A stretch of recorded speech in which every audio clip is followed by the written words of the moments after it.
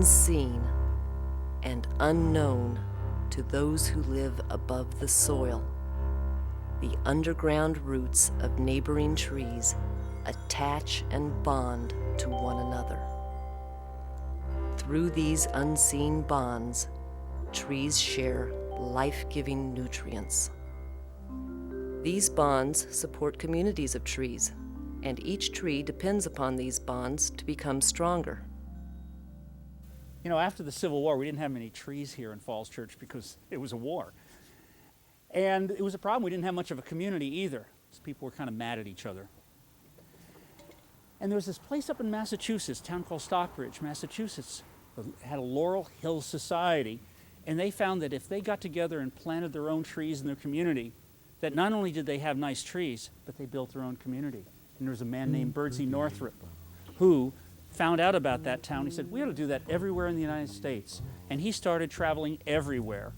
And he even came to Falls Church and taught us how to build our community and to plant trees. And many years later, we're still doing it.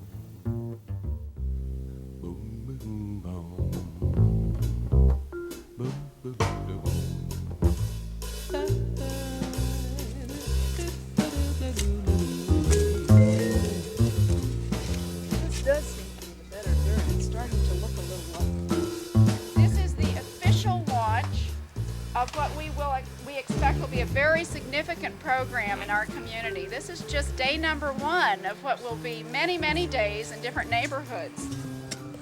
It's amazing to see so many people doing this, and the kids and the neighbors, and it really is a neighborhood tree program. And we'll hopefully hit every street in the city before we're done. If you could also take a sign with you to Laura Drive. I can get you to sign in. This is essentially confirming with the state who has given us some grant money.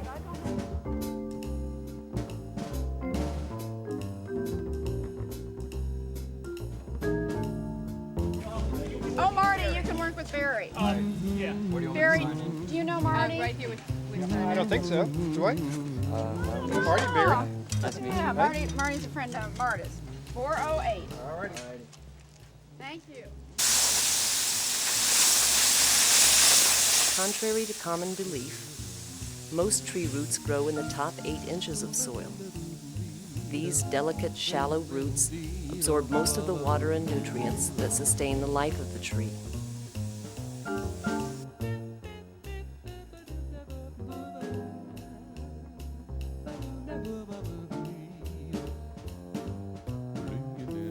Well, you know, when Birdsey Northrup came around to all the towns, he didn't say, well, here's how you plant a tree, bye. What he did was he would teach everybody how to build an organization. How do you raise the money to buy the trees? How do you get together and plant the trees together? And how do you care for them afterwards? And he called these organizations Village Improvement Societies. And he had formed these all over the United States, and one of them was in Falls Church.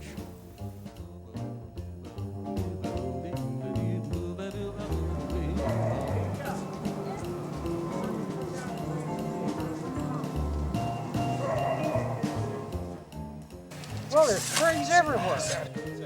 the hole. Model hole, yes. The diggers. The hole is a model hole. One, with a moat. first, second, third place. Surrounding the pedestal. And I've got the perfect width, which is 56 inches for this hole, and it is 12 inches deep. Per state regulation. Thank you. Check out the perfect moat. Good job. Timothy, Shirley said maybe another 4 or 5 inches wide. She said your depth is perfect. Okay. Shirley, will you take a measure on the one that we... I gotta go down there and tell them I gotta make it 56 inches wide. They've always That's said, your job. oh no. When I grew up in the county, we called Falls Church, I guess it was somewhat derogatory, the swamp.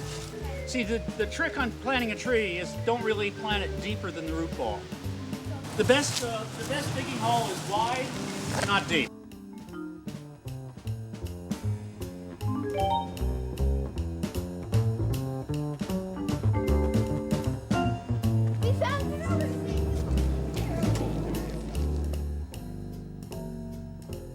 The most important part of tree planting is making sure that the hole is large enough. Can you guys make sure that you get the grass layer off and make sure you don't put it back into the hole? You can hear the phrase, you know, have a $10 tree, you want a $100 hole. Looks like the hole is too small. So if you guys could maybe make it a little bit expanded out on the side. It's not the perfect case scenario. Exactly what Peter's doing is perfect. Yeah, see. Yeah, it's fine because see how it's not hitting? Yeah. So it's gonna crown like this, and that's what you want, so it drains. And then we've got to mow. Maybe just a little bit more. A large tree can grow over 500 million root hairs. Root hairs are responsible for the exchange of nutrients with the soil. When a tree is prepared for sale, up to 95% of its roots are cut as the tree is dug out of the ground. The remaining roots are wrapped with burlap and set in a wire cage. Without its original root system, a newly planted tree is very sensitive to injury and disease. These trees require special care. Well, you know, after planting trees for many, many decades, we kind of lost interest here in Falls Church in planting trees, and all of a sudden we started losing our trees. And one of our Village Preservation and Improvement Society members, Annette Mills, who I think you know, got the idea, let's start doing what Birdsey Northrop used to do. And let's get people involved, all the citizens, and started through the Village Preservation and Improvement Society, the Neighborhood Tree Program.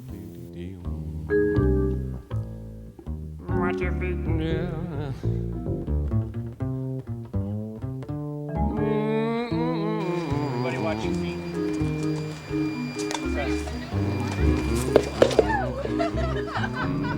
Better king some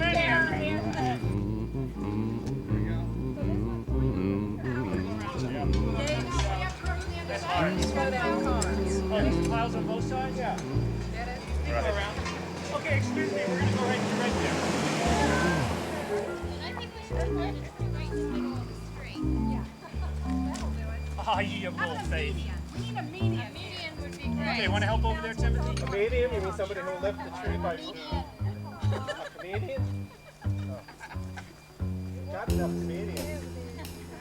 Now you want this, when does it go in? We're not going in there yet. Okay, is this going to stand there? Oh, it's just going to stand there. You can use some dirt or something, or a mulch, Get another bag mulch. When we move the root ball or move the tree, do not handle it from the trunk because we don't want to create an unstabilized or root ball, basically, if that makes any sense. We're just trying to keep it as intact as possible. Move it from the root ball itself. This is an excellent technique if we definitely make sure that the handle is going to handle it, hold it. Yeah, we don't want it snapping. You guys are going to make sure to take the tags and twine off when you plant it. Right. This is really important, is to untie the tree. We've had a couple scenarios where we've had large trees and we go in and plant them and you're so focused on digging the hole, backfilling and all that you forget to untie the tree and then we can't reach it. So we have to get the crew to come back and take the twine off. So, are we going to roll it, Seth? Does that sound like Yeah, we're going to roll it onto the stakes and then ease it down as much as we want can. to maybe move that one out a little bit there. Like that? No, well, like that? Like that, okay. You can just, okay. Now, coming over. Be careful, because when it descends, I don't think we're going to have much control. Just kind of bench it like that. Yeah, it's coming. All right, good. That's certainly nice. Yeah, maybe let's twirl it toward Doug a little bit and I think it'll come the rest of the way. Okay. Want to pull those stakes out? Yep. All right. over 10,000 tree root hairs can grow in 1 square inch of healthy soil. These root hairs form a thick mat binding the soil. The roots create habitat for thousands of tiny life forms that also exchange oxygen, carbon dioxide, water, and nutrients with both the tree and the soil. These exchanges among the soil, the roots of trees, and other life forms impact the quality of the air we breathe and the water we drink. So, what happens underground ultimately impacts human health as well. Well, I have this friend named Matt Smith who does advertising for big companies, he does TV and magazine ads. And I asked him, can you make a logo for us? And he made this logo. And we can have signs and t-shirts and everything. So everybody pretty much knows what the Neighborhood Tree Program is. I think the number one person has been our neighborhood coordinator, Timothy O'Connell. Timothy, raise your hand. The neighborhood coordinator in our area for next week is Tom Clinton. Remember, with the knees.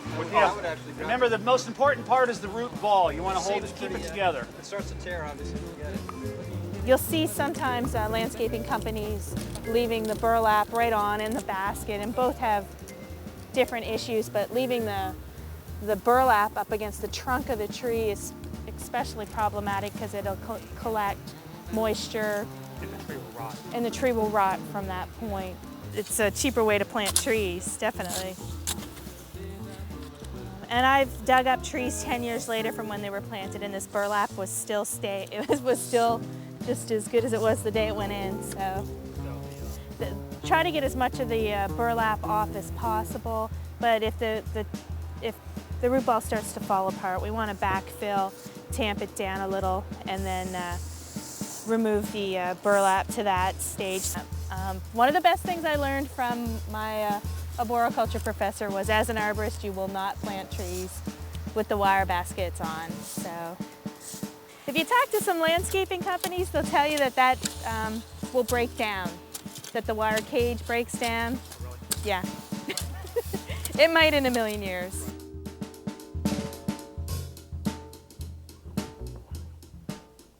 The base of the tree is called the flare. The flare is the area of transition between the trunk, surrounded by air, and the roots, surrounded by soil. The health of this portion of the tree can determine the health of the entire tree. Where trees grow naturally, the flare is exposed to air. A recent trend in tree care is to cover the flares of trees with mulch or soil. Covering the flare causes rotting. The tree is weakened and is susceptible to disease and death. Well, one of the things that we found out when we started the Neighborhood Tree Program was that Birdsey Northrup said, plant only the same kind of trees that would normally grow in your area. We call those native trees. So we only grow trees that were native to Falls Church, Virginia.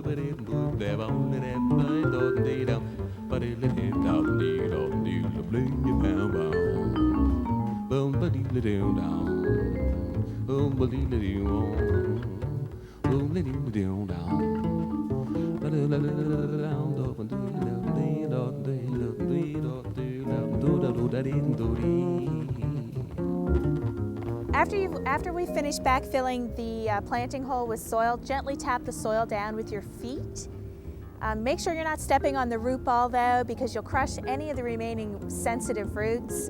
And also, if we've placed any of the soil on top of the root ball when we were planting, make sure that that soil is removed from the top of the root ball.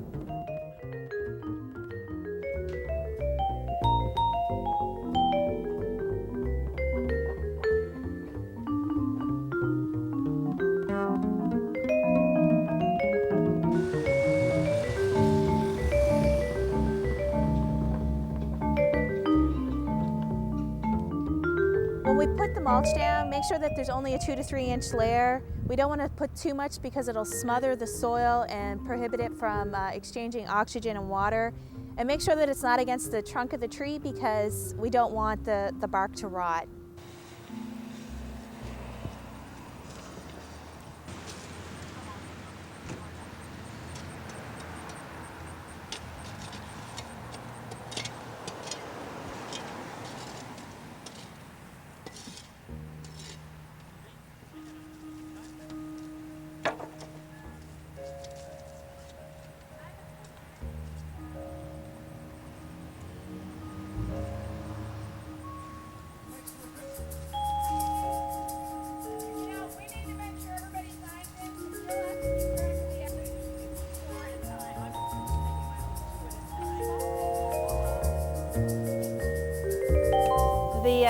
The trunk flare of the tree, it varies on different trees. If you look at this red oak here, you can kind of see where the tree starts to flare once it meets the ground. The roots right at the base of the trunk flare are buttress roots.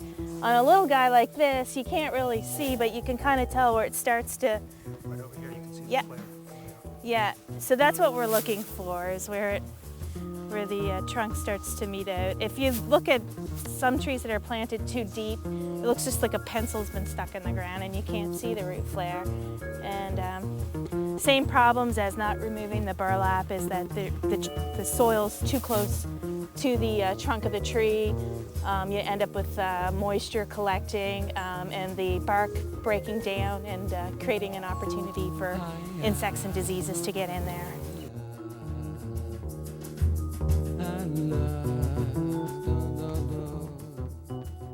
Trees need soil that is teeming with life. Nutrients are released from many life forms into the soil. Nutrients are also released from decomposing tissue of plants and animals that live and die in or above the soil. A tree's fallen leaves break down to provide the ideal nutrients for the tree. Removing fallen leaves from beneath the tree disrupts one of nature's great recycling systems.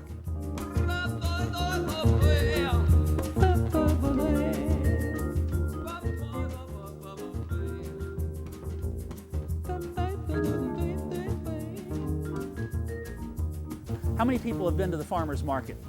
All right, and at the farmer's market we have a booth. Anybody ever see myself or Miss Mills at a booth and we're selling beverages? And all that money goes to planting trees. And then sometimes we ask people for money. We send out letters, and a lot of times your parents have given money for us to plant trees. So we planted a lot of trees with the money they've given, and then we ask other people, like the government, for money, and they've given us money. We need one more. Wait, do it on their fork.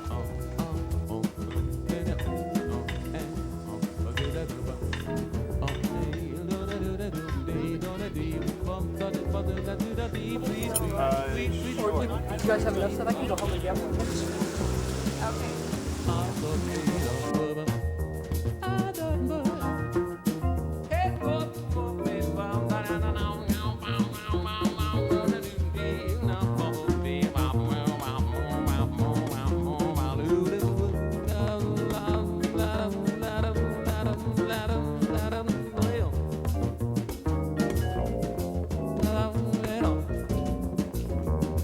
Nurseries will tie ribbons to the branches of the trees. We want to make sure we get them all so they don't strangle the branches.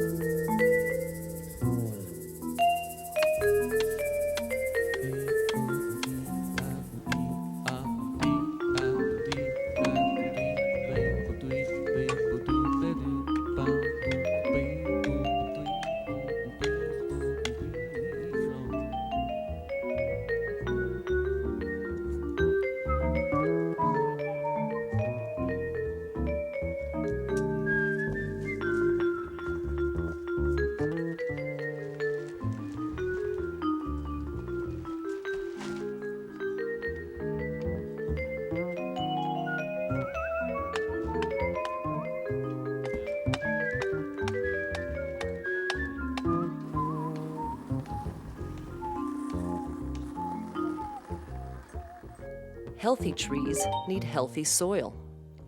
Roots need a steady supply of oxygen from the soil. And roots continually release carbon dioxide into the soil. For the tree and its roots to live a long life, the soil must include a network of tiny spaces to contain both oxygen and carbon dioxide. When soil is tightly compacted, as we see in most lawns, roots shrivel and die from carbon dioxide poisoning and a lack of oxygen. Tree roots, like people, need space and oxygen to grow.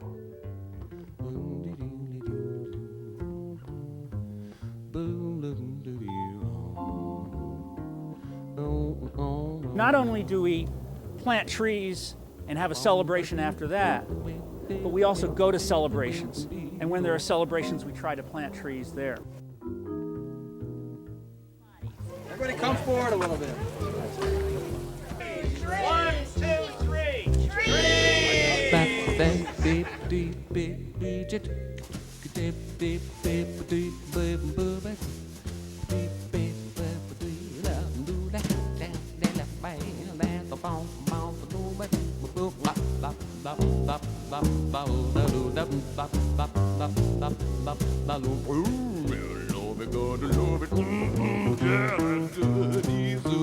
The eastern Piedmont forest has almost vanished. The soils supporting trees and a healthy web of life have been degraded by construction and poor landscape design and maintenance. But the work of Birdsey Northrop and early village improvement societies continues. Through the simple act of planting trees, the residents of Falls Church and the Neighborhood Tree Program celebrate the rich diversity of soil and plant life they have inherited. They are also laying down roots for a healthy community that children love to call home.